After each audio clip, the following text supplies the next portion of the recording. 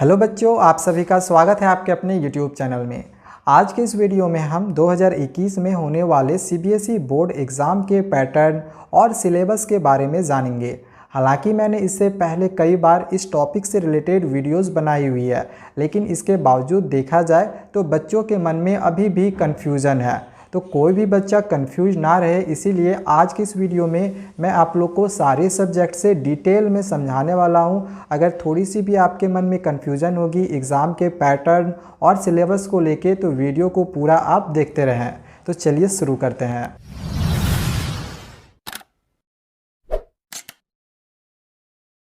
तो हम सबसे पहले सिलेबस के बारे में जानेंगे और इसके बाद फिर हम सभी सब्जेक्ट से एग्ज़ाम पैटर्न को भी समझेंगे। तो इससे पहले भी एक इम्पॉर्टेंट चीज़ है, इसे समझ लेते हैं। हालांकि मैंने इससे पहले भी आप लोग को इसके बारे में जानकारी दी हुई है। आप जैसा कि यहाँ पे देख सकते हैं कि हमारे सिलेबस में ये दिया हुआ है कि हमें NCERT और साथ ही NCERT एग्जाम्पलर से अवश्य तैयारी करनी है। कई बार ऐसा होता है कि जो NCERT एग्जाम्पलर में MCQ क्वेश्चंस है, हमारे एग्जामिनेशंस में सेम वही क्वेश्चंस दे देता है। और साथ ही साइंस में जो X और Y एलिमेंट टाइप वाले क्वेश्चंस रहते हैं, वो भी आपको NCERT एग्जाम्पलर में बहुत सारे मिल जाएंगे, जिससे कि आप वहाँ से भी क्वेश्चंस की प्रैक्टिस कर सकते हैं और वो क्वेश्चंस भी कई बार हमारे एग्जामिनेशंस में आते हैं। अब सवाल ये आता है कि हम कौन सा पब्लिकेशन का हम NCERT एग्जाम्पलर किताब खरीदें। तो जैसे कि मैंने पहले भी आप लोग को बताया हुआ है कि आप एजुकार्ट का ही किताब खरीदो, इससे आपको बहुत बेनिफिट मिलेगा। सबसे पहला बेनिफिट मैंने पहले भी आप लोग को जानकारी दी हुई है कि इसमें आपको एक चार्ट मिलता है, जैसा कि यहाँ पे अभी आप देख रहे होंगे। इस चार्ट में एक साइड में जितने भी चैप्टर्स हैं, ये सारे चैप्टर्स के नाम दिए हुए हैं और साथ ही इधर जो भी क्वेश्चंस हमें चैप्टर वाइज नहीं पढ़ने हैं, इस किताब में वो इंक्लूड किया गया है। तो इस किताब का खरीदने का सबसे बड़ा बेनिफिट क्या होगा कि आपको ये चार्ट फ्री में मिल जाएगा, जिससे कि आप अपने एग्जामिनेशंस की तैयारी नए सिलेबस के अकॉर्डिंग कर सकते हो, जो कि आपको दूसरे पब्लिकेशन में ऐसा नहीं मिलेगा। और साथ ही दूसरा जो सबसे बड़ा इसमें आपको बेनिफिट मिलेगा वो ये है कि इसमें आपको दीक्षा प्लेटफॉर्म से related questions with detail solution भी मिलेंगे, जो कि CBSE ने अनाउंस किए थे, जिससे आप इजीली प्रैक्टिस कर सकते हैं घर बैठे। अब इससे रिलेटेड बच्चों के मन में कुछ क्वेश्चंस आ रहे थे, जो कि उनके द्वारा हमारे कमेंट बॉक्स में पूछा गया। तो चलो इसको देखते हैं।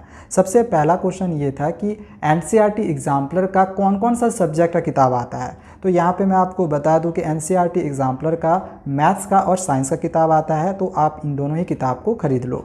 दूसरा क्वेश्चन था कि क्या एजुकार्ट का NCERT एग्जाम्पलर का किताब कैश ऑन डिलीवरी अवेलेबल है। तो बिल्कुल एजुकार्ट का NCERT एग्जाम्पलर किताब कैश ऑन डिलीवरी भी अवेलेबल है। तीसरा क्वेश्चन ये था कि मैं किताब कहाँ से खरीदूं।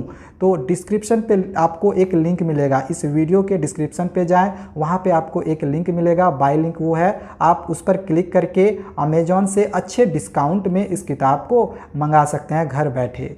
अब हम सभी सब्जेक्ट के सिलेबस और एग्ज़ाम पैटर्न को समझते हैं। पहले हम सिलेबस के बारे में जानेंगे, इसके बाद फिर एग्ज़ाम पैटर्न को लेके भी समझेंगे। अगर हम सिलेबस में मैथ, साइंस और इंग्लिश का बात करें, तो इसको लेके मैंने ऑलरेडी इससे पहले चार्ट वाइज बहुत ही अच्छे से वीडियो बनाया हुआ है। मेरे जो भी न्यू सब्सक्राइबर्स हैं, उनके मन में अगर थोड़ा सा भी कन्फ्यूज़न होगा कि इंग्लिश में क्या रिमूव हुआ है, क्या हमें पढ़ना है, तो आप वो वीडियो देख सकते हैं, डिस्क्रिप्शन पे मैं लिंक दे दूँगा। इसी तरह से साइंस में मैंने चार्ट वाइज समझाया हुआ है, जिसमें मैंने एक साइड चैप्टर का नाम दे दिया है, तो दूसरे साइड जो भी पेज नंबर में आपको नहीं पढ़ना है या फिर जो भी टॉपिक आपको नहीं पढ़ना है, वो बहुत ही अच्छे से मैंने समझाया है। अगर आप वीडियो देखोगे तो जो भी कन्फ्यूज़न होगा वो डेफिनेटली दूर हो जाएगा। और सेम इसी तरह से चार्ट वाइज मैंने मैथ्स के लिए भी वीडियो बनाया हुआ है। तो यदि आप कन्फ्यूज्ड हो तो आप वीडियो देख लो, डिस्क्रिप्शन पे लिंक मिल जाएगा तीनों ही सब्जेक्ट का। इसके बाद अगर हम अब सोशल साइंस का बात करें SST में, तो SST में तो देखा जाए पॉलिटिकल साइंस यानी सिविक्स और साथ ही ज्योग्राफी, इन दोनों ही सब्जेक्ट को लेके ज़्यादा कन्फ्यूजन नहीं है। 4-4 चैप्टर हमें पढ़ने हैं। अगर चारों चैप्टर का नाम का अगर हम लोग बात करें, तो मैं यहाँ पे नाम बता दे रहा हूँ। अगर हम पहले ज्योग्राफी का बात करें, तो जो चैप्टर पढ़ने हैं उसका मैं आपको नाम बता दे रहा हूँ। केवल 4 चैप्टर पढ़ने हैं। रिसोर्सेज एंड डेवलपमेंट, दूसरा एग्रीकल्चर, तीसरा है मैन्युफैक्चरिंग इंडस्ट्रीज़ और फोर्थ है life lines of national economy. ये केवल 4 चैप्टर है जो कि आपको ज्योग्राफी में पढ़ने हैं। अगर हम सिविक्स में बात करें, तो सिविक्स में भी केवल आपको 4 चैप्टर ही पढ़ने हैं। फर्स्ट चैप्टर पावर शेयरिंग, दूसरा है फेडरलिज्म, तीसरा है पॉलिटिकल पार्टीज़ और इसके बाद चौथा जो चैप्टर हमें नहीं पढ़ना है वो है आउटकम्स ऑफ डेमोक्रेसी। तो ये सारे चैप्टर्स आपको सिविक्स में नहीं पढ़ने हैं। इसी तरह से अगर हम हिस्ट्री का बात करें तो हिस्ट्री में बहुत सारा चैप्टर रिमूव कर दिया गया है, और हिस्ट्री में देखा जाए तो बच्चों को कन्फ्यूज़न भी है।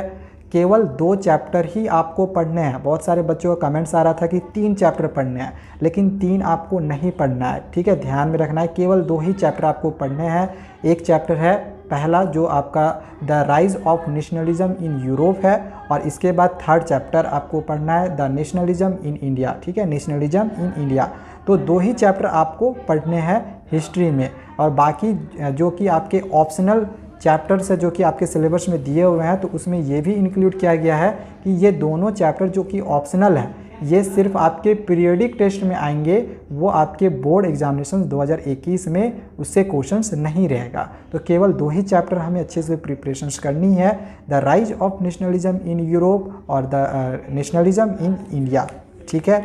अगर हम इकोनॉमिक्स का बात करें तो इकोनॉमिक्स में सिर्फ चैप्टर 5 हमें नहीं पढ़ना है, बाकी 1 से लेके लगातार 4 चैप्टर हमें पढ़ने हैं। चैप्टर 5 जो भी है आप उसको हटा दें, उसको नहीं पढ़ना है, ठीक है। लगातार ऊपर से 4 चैप्टर आपको इकोनॉमिक्स में पढ़ने हैं, ठीक है। बाकी हिंदी और संस्कृत में भी मैंने ऑलरेडी वीडियो बनाया हुआ है, तो वो भी आपको पता ही होगा, ठीक है। अगर आप मेरे रेगुलर सब्सक्राइबर्स हो गए, व्यूवर्स हो गए, तो मैंने ऑलरेडी बहुत ही अच्छे से वीडियो बनाया हुआ है। फिर भी अगर आपको देखना होगा, जानना होगा, तो डिस्क्रिप्शन पे मैं लिंक दे दूँगा, आप हिंदी का भी जाके देख सकते हैं। तो ये हो गया सिलेबस। अब हम एग्ज़ाम के पैटर्न के बारे में आते हैं, जो कि बहुत ही बच्चे चाह रहे थे कि एग्ज़ाम का पैटर्न मैथ्स में क्या रहेगा, साइंस में क्या रहेगा, सोशल साइंस में क्या रहेगा, इसके वो लेके बताइए। क्योंकि मैंने इंग्लिश और हिंदी में तो ऑलरेडी बताया हुआ है, क्योंकि ये दोनों क्या है, लैंग्वेज पेपर है। तो लैंग्वेज पेपर 50% MCQ क्वेश्चन से रहेगा इंग्लिश, हिंदी और संस्कृत में, जो कि हम लोग का लैंग्वेज पेपर है। और इसको लेके मैंने पहले भी आप लोग को इन्फॉर्मेशन दी हुई है। लेकिन मैथ, साइंस और सोशल साइंस में 50% MCQ नहीं रहेगा, इसमें आपका 25% ऑब्जेक्टिव रहेगा।